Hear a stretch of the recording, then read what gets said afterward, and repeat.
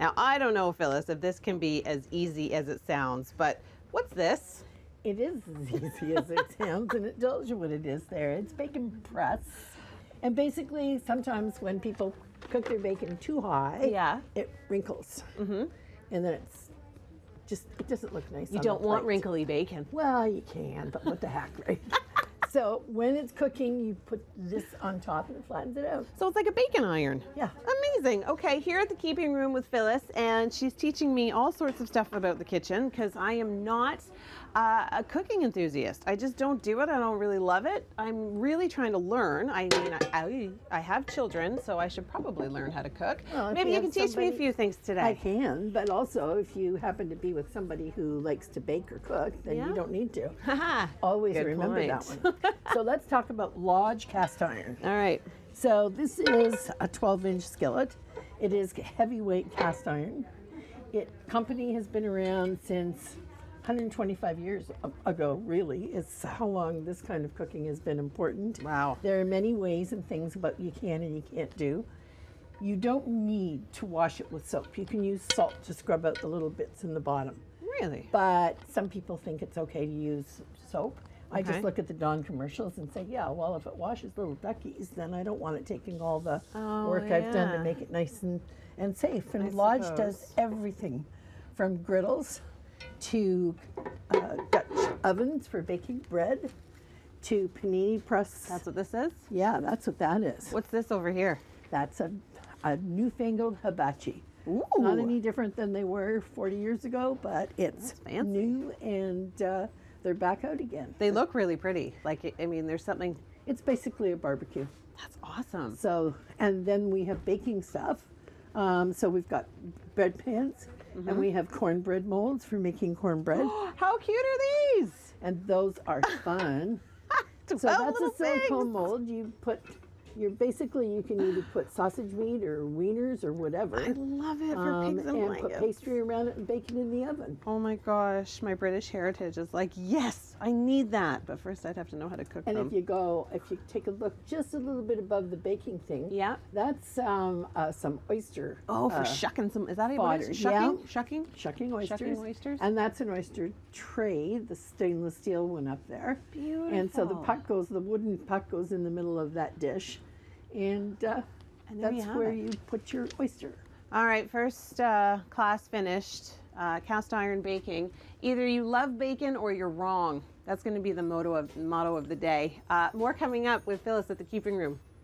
Well, I've already admitted to Phyllis that I do not know my way around the kitchen, but I definitely know what this is. This is a rolling pin, but it's got fancy designs on it, Phyllis. What does this do? It does. It's used for doing either cookies or pie toppings that you want to make look very fancy. You roll it out, it indents, and then you can either cut your cookies, but always put things in the fridge for a good half hour. And that's what will keep the design on it without, because when you bake it, it kind of moves, right? Well, because the butter gets warm. And so you should really do that with all your cookies and pies, any pastry anyways, put it in the fridge for a good half hour. Well, I'm getting a really good education here. Phyllis, this is lesson number 2. Baking bread and making pasta. 2 things I've never done. Well, there you go, but you've eaten both, so you know. I've eaten a lot of both. Carbohydrates is the way to go. This is a Danish dough whisk. I was wondering what that was. It looks like I was like, Yep, that's exactly what it's for. Oh, okay. And it mixes up wet doughs. For stirring the pot. Wet doughs. Okay. So wet doughs are really hard to work around with the regular. You couldn't do it with a regular whisk. No. But this has been around for many, many years. Cool. These are reed bannetons made in Vietnam. And when you're doing a sourdough bread, you let it rise in a banneton. And then it rises. And why not just a regular bowl? Because this has room to breathe. And the cool thing is that you've noticed when you go into a sourdough bakery, you see the rings on some of the bread. That's what it's from. That's from the Rambler. Cool. All right. The Weck jars are from Germany. They're beautiful. They're great for preserves. They're also really, really good for keeping your starter. My kitchen looks stylish. Like I have really nice things in it. I just don't know how to use half of it. It's okay. You'll learn. You got time.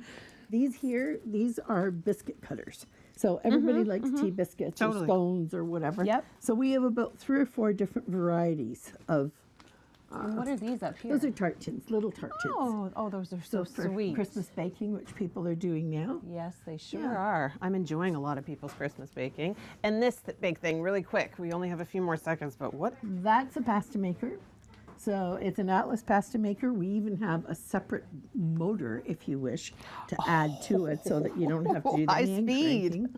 And down on the bottom here, I'll just pull this out. Okay. This is a ravioli maker. So once you've rolled out your dough, Yeah. you put it on the tray, and then this is underneath. You put your dough in there. You put pasta over top. You roll it, and it cuts it, and that's your ravioli. So your ravioli will be this big. See, you're making me hungry now, Phyllis. All right, we're going to continue the tour of the store in just a few minutes. I'm going to have to eat something at some point now. Huh? There's lots of good restaurants in town to do that, actually.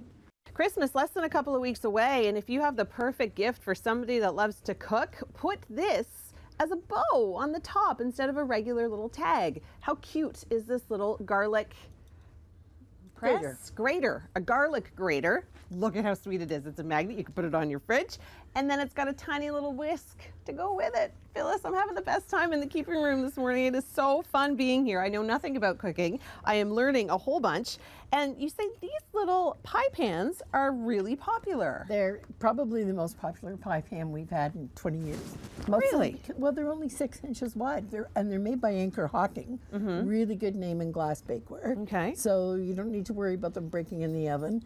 But mostly a lot of people don't want to make a great big pie because they don't want to eat a great big pie. I want to eat a great big pie, Well, but this is smart. I have great big pie plates for you then, and it'll work very well. This is very smart. Yeah, so you can make a few of them and put them in the freezer. Okay. And we also have the, for the pie end of things, we have pie weights, and I know you won't know what they are because Not a they look clue. like marbles. They do.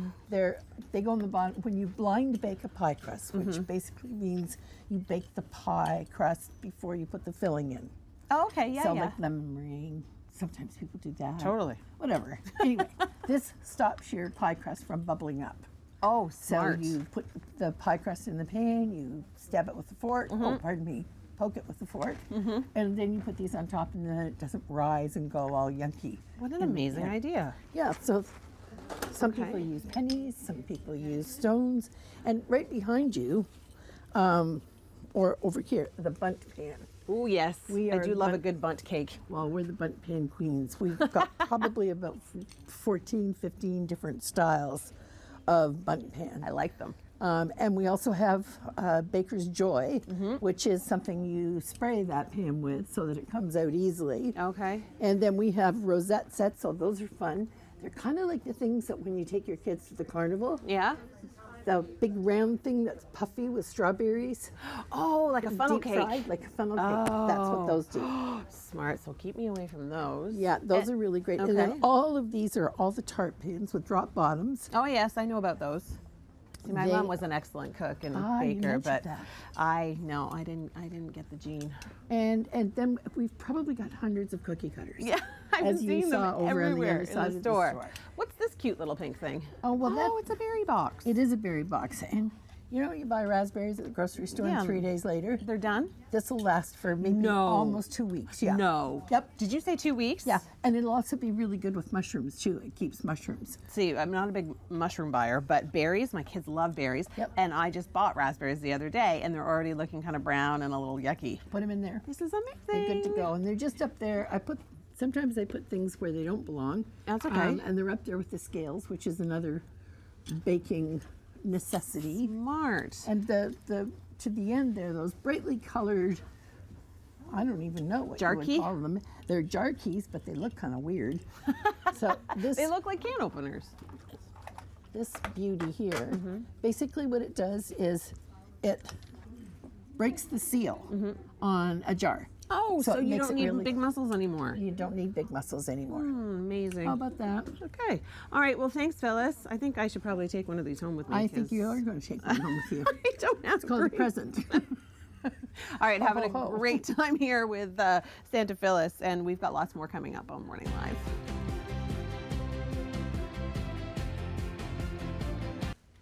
If you were wondering about my culinary skills, I've been asked to bring paper towels to our family gatherings. I think this tea towel is made for me, Phyllis. Do you think so? I really do. They have such a wonderful selection of just hilarious, cheeky, really fun gift ideas, tea towels being one of them. Here with Phyllis at the Keeping Room, we're talking breadboards, we're talking charcuterie boards, fondue, salad. There is just so much for everybody here. There is. Yeah. The one thing that's really new but old is a fondue pot that's electric, so that you don't have to mess around with worrying about the fuel. Oh. So this is probably one of the best ones that we've ever had. Doesn't look electric, but it is. Okay, so this can be used for cheese and chocolate? Cheese and meat. I mean, chocolate's another story altogether. Oh, see? There's my education again. Hey, we can get you on track.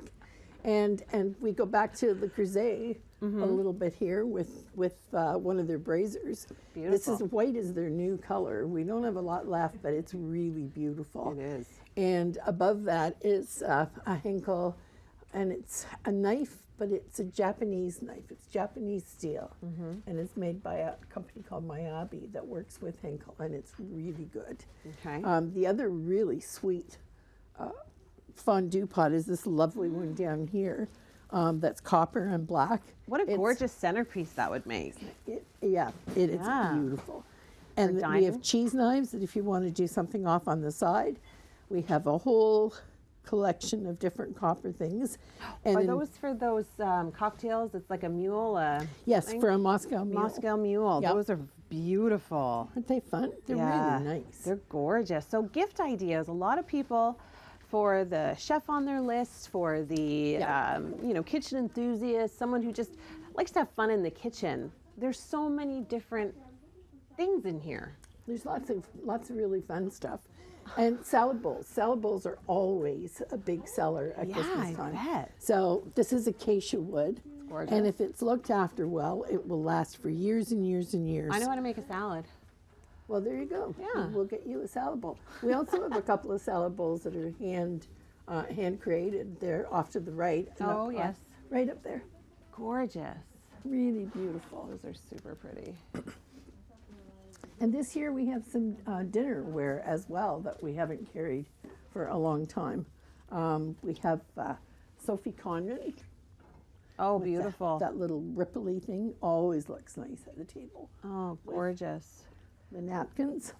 Well, if you are ever in need of Christmas ideas, gift ideas, come and talk to Phyllis at the Keeping Room. She will make your dining room and kitchen look spectacular this holiday season. And don't forget the ladies that work here. And all the other ladies that work here. They know as much, if not more than I do. I knew you were going to say that.